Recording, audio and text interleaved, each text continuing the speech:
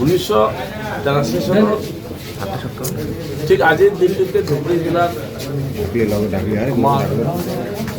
পুনৰ্গত পায় বা চৰকাৰীভাৱে আমি আমাৰ ধুবুৰী জিলা স্বীকৃতি দিয়ে আৰু ধুবুৰী জিলাৰ এই গৌৰৱময় ইতিহাস আৰু ভৱিষ্যত কাৰ্যপন্থা লৈ আজি জ্যেষ্ঠ নাগৰিক উদযাপন কৰা হয়। মই জিলাখনত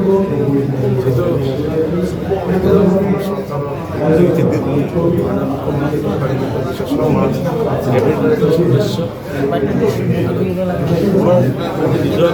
জিলা দিৱস জিলাখনৰ গৌৰৱ অনুভৱ কৰিছোঁ আৰু ধুবুৰী জিলাখনক সৰ্বাংগ সুন্দৰ কৰাৰ কাৰণে আমি ধুবুৰী জিলাৰ ৰাইজক আমি য'তেই নাথাকোঁ কিয় ধুবুৰী জিলাৰ ৰাইজ যাতে ভাল মানসিকতাৰে কাম কৰে আমাৰ যাতে ফলস্বৰূপে পৰিছে আমি লাভ কৰিব ৰাইজক আহ্বান জনাইছোঁ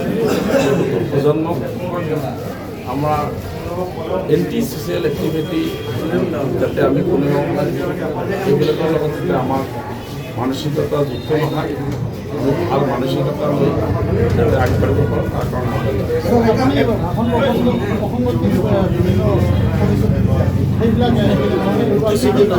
ৰাইজৰ আশা আকাংক্ষা প্ৰতিফলিত কৰাৰ কাৰণে তাৰ সহায় সহযোগিতা কামনা কৰিছোঁ জিলা প্ৰশাসন পৰা আৰু ৰাইজে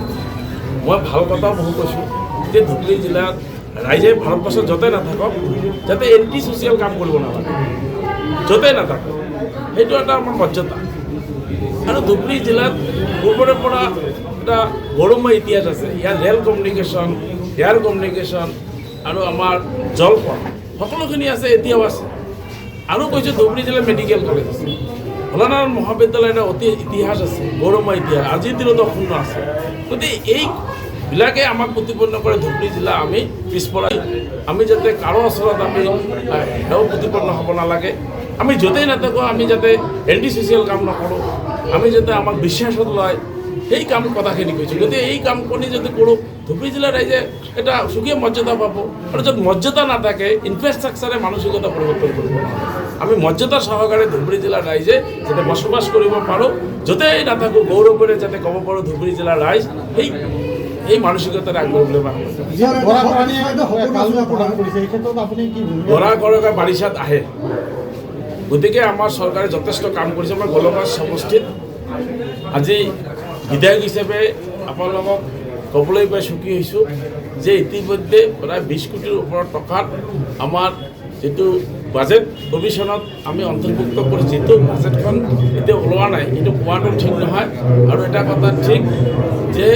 গোলগঞ্জ সমষ্টিত এইবাৰ কোনো ধৰণৰ গৰাখহনীয়া নহয় তাৰ ব্যৱস্থা কৰিম আৰু ধুবুৰী জিলাৰ প্ৰতিনিধিয়ে ধুবুৰী জিলাৰ কাম কৰিব লাগিব ধুবুৰী জিলাৰ ৰাইজে